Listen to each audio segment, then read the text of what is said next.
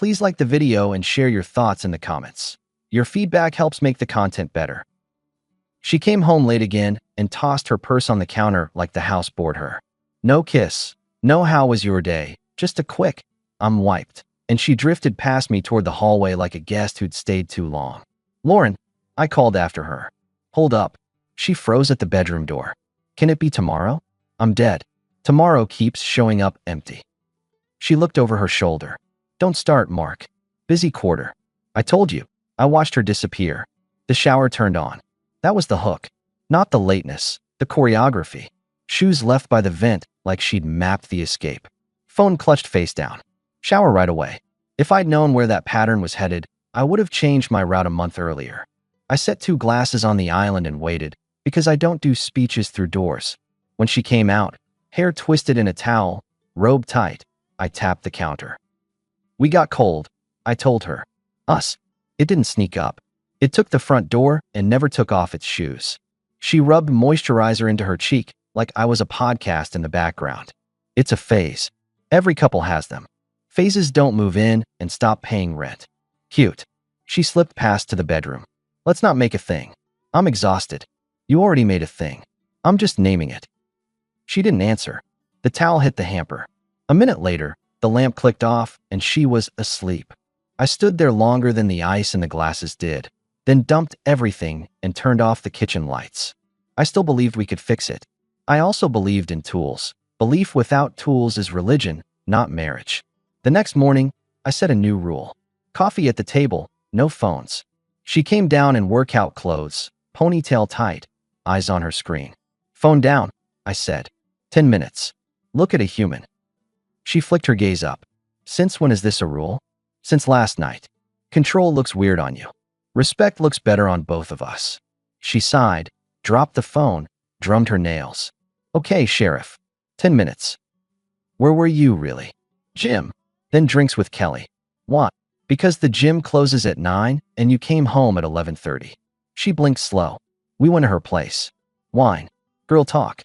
Satisfied. Text me when you're rolling home. Simple courtesy. Mark, I'm not 12. No. 12-year-olds text their parents. She smirked, took a sip, stood. I said I'd try. Don't push. You just downgraded your own promise to try before you made it. It was a joke, right? She left the cup half full and grabbed her keys. The door shut. Joke noted. At work, Ray leaned against the bay door and squinted at me. Ray runs the shop like a retired sergeant. Big hands. No patience for mess. You look like a guy who slept on answers, he said. I slept on a couch. That's a kind of answer. I need your lift at 5. Truck's squeaking. You need a conversation. You're doing the stalling thing. You stall with wrenches. I'm doing boundaries, I corrected. First coffee rule went, you know. I'm sure she loved that. She didn't have to love it. She had to hear it. Ray grunted approval and lit me up with a look. He's not sentimental. He respects people who do what they say. That night, she didn't come home till 10:20. No text. I'd cooked chicken salad. The chicken went in the fridge. She breezed in, cheeks flushed like the night had been generous. I ate, she announced, dropping her bag. Don't be mad. I'm not mad. I'm done waiting on a question mark. I slid my plate into the sink. I ate at 7. Could have told me. I did. Last week. 7 is dinner. If you're not here, I don't move 7. She rolled her eyes. You're really leaning into this tough guy act. It's not an act. It's the schedule. I'm not hungry anyway. Good. Saves the argument. She looked around, then at me. You're being, I don't know, clear. She rubbed her temples. It is a phase. Work is insane. I'm trying. Then be where you say. When you say. And if plans change, I want a heads up. She wrapped the robe tighter. Fine. You win. Happy. I don't need to win. I need my wife present. She brushed past me. In bed, she turned away before I'd even shut the drawer. A week of that, and the temperature kept falling. Little jokes at my expense started showing up in public like coupons. At Kelly's birthday dinner, Lauren tilted her glass and fired at me across the table. Mark's in his domestic dictator era, she told the group. He made a no-phone rule at breakfast. Kelly laughed too loud. Her boyfriend, Eric, measured me like he was deciding if he should join. I kept my face flat. It's not a dictatorship, I answered calmly. It's two people agreeing to look at each other. Eric smirked. You guys need a vacation, separately. Lauren patted my shoulder. He'd bring a charter. I slid my hand away from hers. We're good, I told the table. We just don't outsource respect to group votes. That took the air out. Kelly looked into her drink. Lauren's smile thinned. On the way home, she went cold. Did you have to embarrass me? She asked. You did fine without me. It was a joke. Make different jokes. You're so rigid. And you're so absent. She stared out the window the rest of the way. When we got home, I moved my clothes to the guest room. She watched from the doorway like I'd walked onto the wrong stage. What are you doing? She asked. Sleeping where I don't get ignored. That's dramatic. It's simple. When you decide we're partners again, I'll hear it. This is a punishment. It's a boundary. You like boundaries when they're yours. She wanted to argue. I left her to it. New rule 2. Separate rooms until the pattern changes. I'm not a referee for someone else's energy. The next morning, a small olive branch appeared. Lauren was up early, coffee poured, omelet on a plate. She moved around the kitchen soft, like the house was a museum. I overreacted, she said, sliding the plate toward me. I hate fighting. We're not fighting, I told her. We're negotiating reality. I heard you. I'll text. I'll try to be home by 7. I want us back. I studied her face, her careful tone. Okay, I said. 1 week. Let's see it. She leaned in to kiss me. I turned my cheek. She paused, then let it land there like it didn't matter. Illusions are polite. They asked to be believed. I gave it 7 days. Day 1. She texted at 6:15, running late, home by 8. She walked in at 8:30 with traffic and a new scent that had nothing to do with our detergent. Day 3 was networking drinks. Day 5 she forgot to text and walked in laughing at something on her phone, then cleared it the second she saw me. You cleared that quick, I noted. It was spam. I must be on the wrong mailing lists. She put the phone face down. Are we really doing this? We're doing honesty. It's lonely in here. She shrugged, went down the hall. I watched her shoulders, the way she kept distance like it was a sport. On day 7, I made another adjustment. Money is clarity. I split our shared account into 2.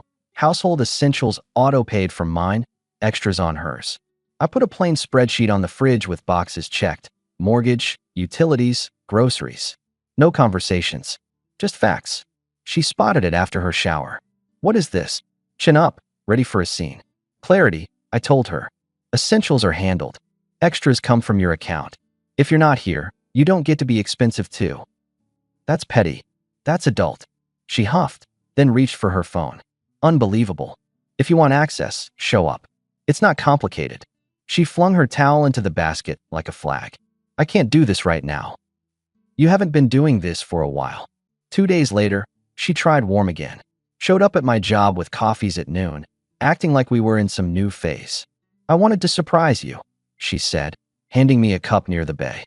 Thought I'd be the cool wife for once. Ray looked between us. Scanned the moment. I'll grab those brake pads, he muttered, and vanished. I'm on lunch, I told her. We can sit for 10. So formal. So necessary. She perched on the bench. I'm sorry about last week. Work's been heavier than I said. I've been off. Off how? She picked at the cup's lid. Just off. Then sit here. Be on for 10. She tried to pull me with her smile. I sipped, waited. She filled the air with small stories about coworkers and a client who kept changing his mind. It was fluff, but I let it run. She dabbed my sleeve like she'd noticed dust. I miss us, she said, touching my arm. I miss you. Then be home, I said. Tonight. 7. I'll try. There's that word again. She kissed my cheek and left with a promise trailing behind like perfume. It evaporated by nightfall. At 9:15 I texted, You coming? The dots appeared, disappeared, returned. Don't wait up, came finally. I didn't. That's when my patience met my discipline. I hired someone, not a buddy with a camera. A real investigator with a dull name and sharp habits. We met in a diner across town. He spread a legal pad, asked 3 questions, wrote 2 things, and put the pen away. She has a routine, he asked. She has a pattern, I corrected. That's different. Patterns are easier. I gave him the timetable, the name she dropped, the bar she mentioned, the gym membership location. He nodded like I'd handed him a map. He didn't promise drama. He promised answers. I went home that night calm, not hopeful. Next morning, I put another boundary on the board. Sundays are mine, I told Lauren at breakfast. Garage, gym, game at Ray's. No last minute, we have to. She blinked. We always do brunch with Kelly on Sundays. We used to. We're off that till further notice.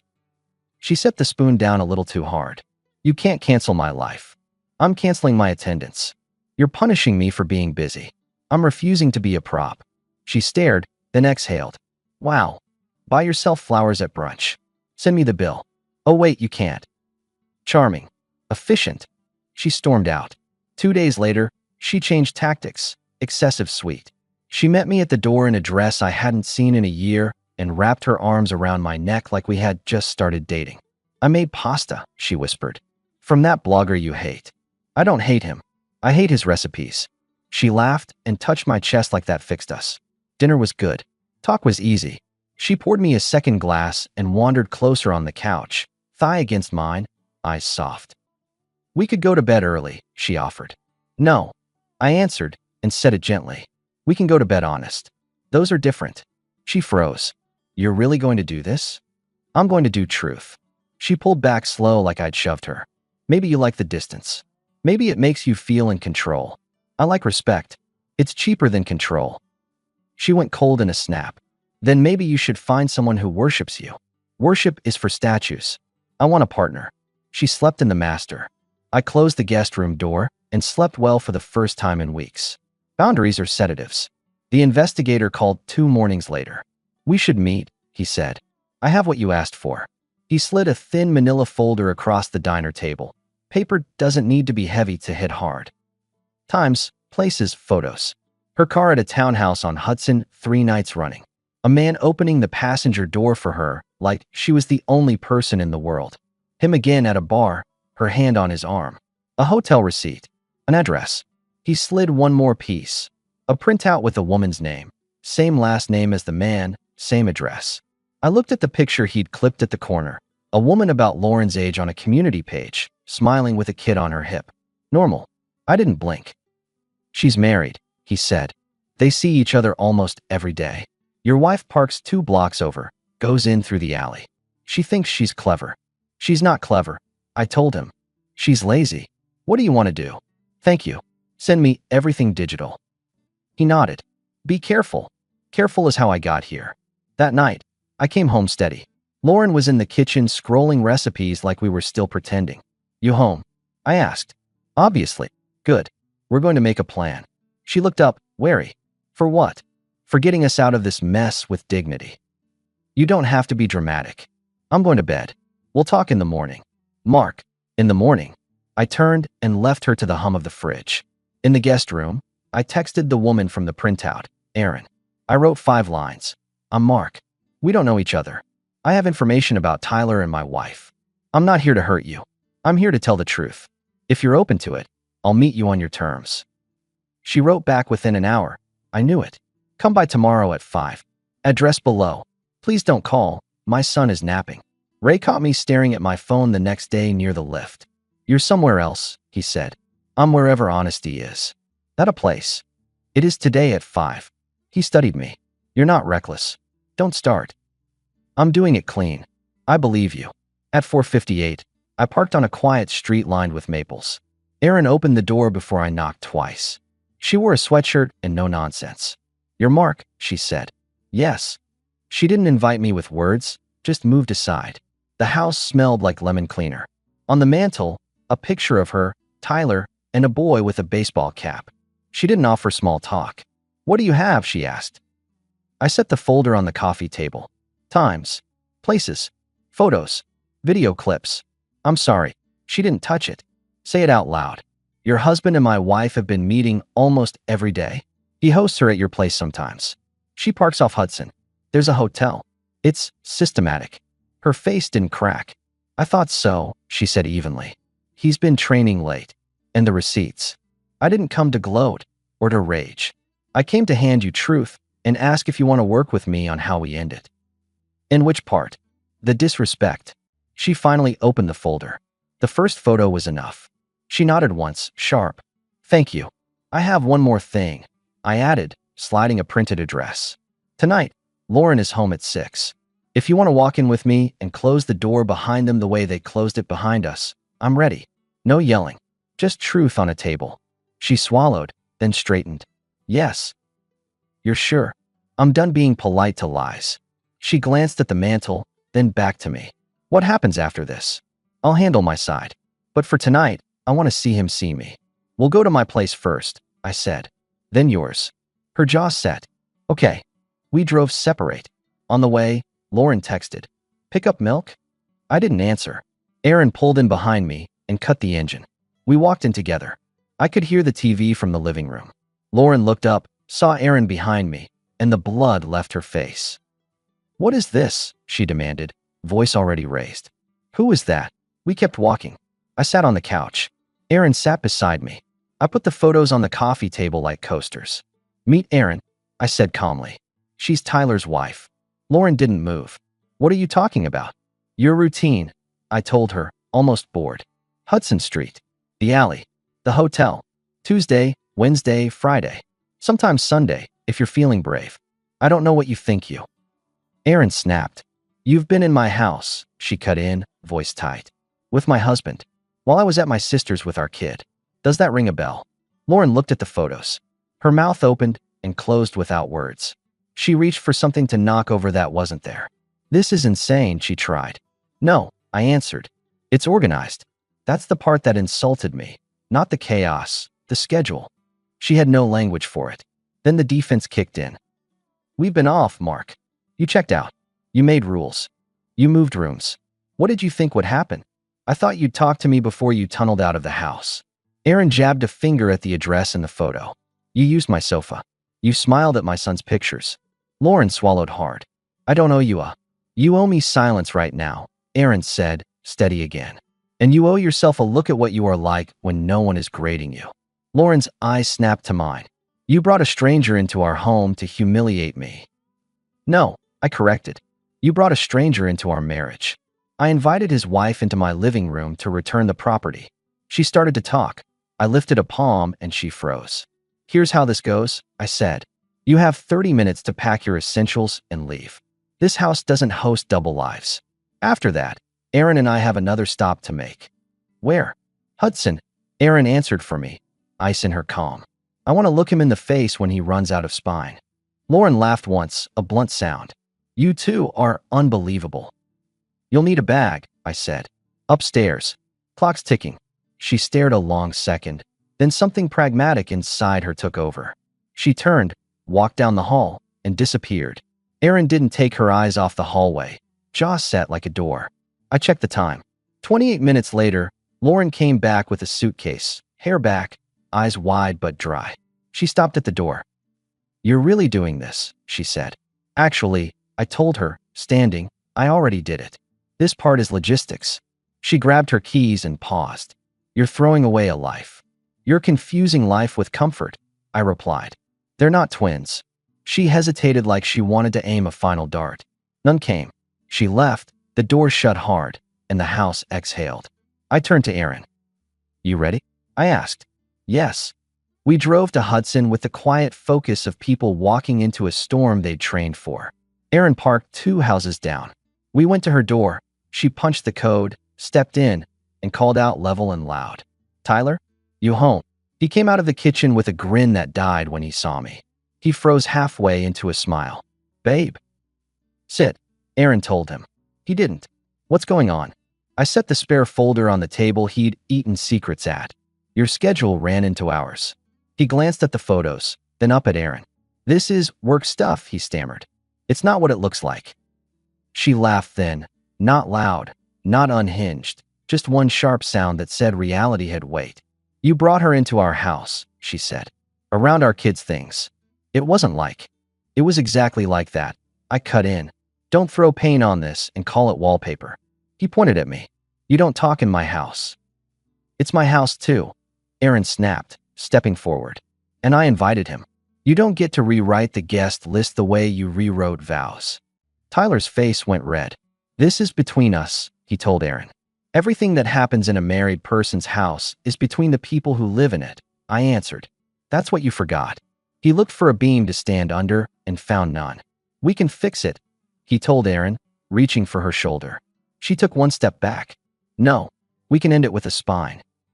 He glared at me again. You think you're some hero? I think I'm done being polite to disrespect, I said. Same as her. He tried swagger. You think Lauren's going to roll over because you got mean? She won't survive without that house. That house survives without her, I said. And I survive very well. He looked at Erin and saw no softness. He yelled then, a string of excuses dressed as arguments, like noise could glue the moment back together. He ran out of air. Erin pointed at the hallway. You leave, she said crisp. Pack a bag. I'll text you about your things. Don't be here when I come back from dropping our son at practice tomorrow. If you are, I'll have my brother here and it won't be a conversation. He barked about rights, about time, about history. She didn't blink.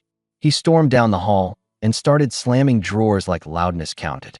He left with a duffel and slammed that door too. The house didn't shudder. It just went quiet in a way that made sense. Erin sagged for 2 seconds, then straightened. Thank you, she said to me, like I'd handed her a tool, not a favor. You did it, I told her. I just brought the mirror. Her hands were steady. I thought I'd be shaking. Boundaries are tranquilizers. She glanced at the mantel again. Do you want a drink? I want air, I said, and a place where nobody lies. I hear there's a bar between those two things. She grabbed her keys. We went to a small place on Elm with bad lighting and good quiet. We sat at the end and ordered sodas. The bartender didn't care who we were. We talked like two people who were finally in the open. He used to be a decent man, she said. Then he learned shortcuts. She used to be a decent woman, I answered. Then she learned loopholes. Erin knuckled the condensation on her glass. How long were you waiting to do that? I wasn't waiting. I was preparing. People confuse those two. She studied me. You're very calm. I did my yelling months ago. It just didn't make sound. We laughed once, the kind you let out when you remember how to breathe. We swapped stories, how the small things piled up, what we missed the most, what we didn't. We didn't romanticize struggle. We noted it like mechanics. At some point, she looked at my hands on the table. You build things, she said, noticing the scars. I fix trucks. Figures. What do you do? Accounting. I count what people hide. Useful. Today it paid off. We left the bar lighter than we'd walked in. At my place, I opened the front door to a clean, silent living room. No perfume. No half-truths. You should crash at your sister's, I told Erin at the curb. Don't let him circle back and make noise. She nodded. I'm going there now. We stood there a second like teammates after a game that didn't have trophies. She stuck out her hand. I shook it. It felt like a contract sealed by facts alone. Text me, she said, if you want. Not about them. About trucks and lemon cleaner, I said. She smiled. Good night, Mark. The next morning, I packed Lauren's remaining things into 2 boxes and labeled them with a Sharpie. Bathroom. Closet. I put them in the garage by the door. She came by around noon, with Kelly trailing behind, like witness protection. That was low. Kelly shot as they walked in. Lauren kept her chin high. I'm here for my things. I pointed at the boxes. Garage. Kelly looked like she wanted to spit. You blindsided her. No, I said. I turned on the lights. Lauren snapped. You could have handled it privately. You did it publicly, I replied. You just hoped the public wouldn't know. Kelly tried again. People make mistakes. This wasn't a mistake, I cut in. It was a schedule. Lauren scowled. You don't have to be cruel. I'm not. I'm efficient. She took the boxes without grace. At the door, she hesitated. You're really ending it like this. Correction, I said. I'm ending it exactly like this.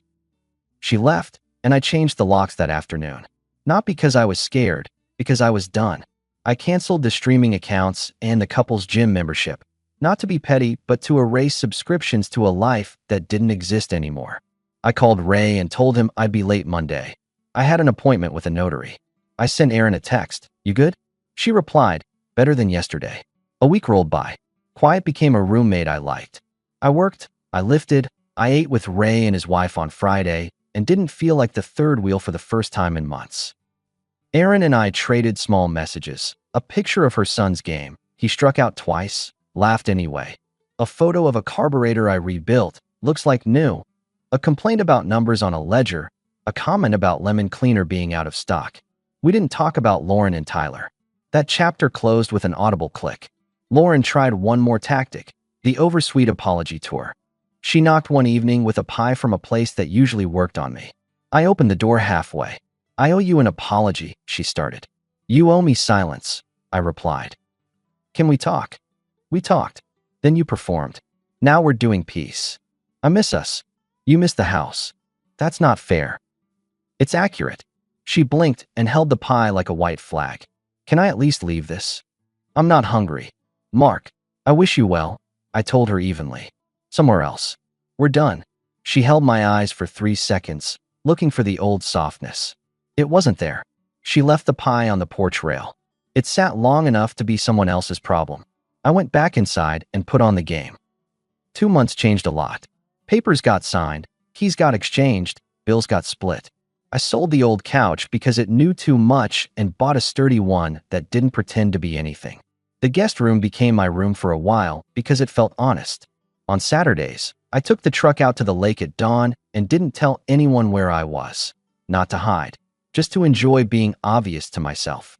Ray came by one Sunday with ribs and said nothing about the quiet house. We just ate and made fun of commentators. Erin and I kept talking like grown-ups. Friendly. Simple. One Friday, she texted, "Son's with his aunt. I'm at that bar on Elm. If you're around." I was. We sat in the same corner. She looked different, not glamorous, not broken, just lighter. "How's the new couch?" she asked. "It doesn't lie. Good quality." "How's the mantle?" "Photos got rearranged," she said. "There's a gap where there used to be a story," I told myself. "We all edit," I said. "Some people just use whiteout. You used a pen." She studied me. "Do you ever wonder why they risk it?" "They didn't risk," I said. "They assumed we'd carry the weight." We stopped. She smiled at that. We didn't rush anything. We finished our drinks and went home separately. The next week, we grabbed tacos and introduced our friends. Ray liked her because she didn't apologize for breathing. Her sister liked me because I showed up on time and didn't make promises about a future I hadn't earned. One Saturday, Erin and I drove past Hudson just to prove we were free. The blinds were open. A new car in the driveway. She didn't look. Neither did I. That's the weird thing about closure. It doesn't need your attention. It needs your decision. News about Lauren reached me sideways. A neighbor mentioned she moved into a small apartment across town. Kelly told someone who told someone that Lauren was finding herself, which usually means finding someone to carry the tab. I didn't chase updates. I only noted one, a text from Lauren months later, for words that said everything. "I'm not okay." I didn't reply. That wasn't cruelty. That was maintenance. As for me, I kept the house clean, the truck tuned, my words sharper than my sarcasm. Erin and I started seeing each other without the shadow of anything.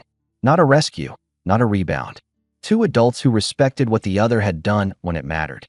We sat at Little League games and heckled umpires softly. We painted her spare room a color that made sense. She taught me to like quiet holidays. I taught her how to change her own oil, not because she had to, but because knowing how felt like owning your life. People think the payoff is the scene, the reveal, the gasp, the door slam. They're wrong. The payoff is waking up in a house where you do not have to brace, where the only surprise is someone trustworthy bringing pancakes because they wanted to, where your phone pings and your stomach doesn't drop, where your rules are so clear you barely need them. If you want the last line, here it is, the one I gave Lauren when she tried the apology tour and looked for my old softness. "This isn't punishment," I told her. "It's graduation. I'm done retaking the same class." She didn't argue. She didn't have to. We both knew the grade.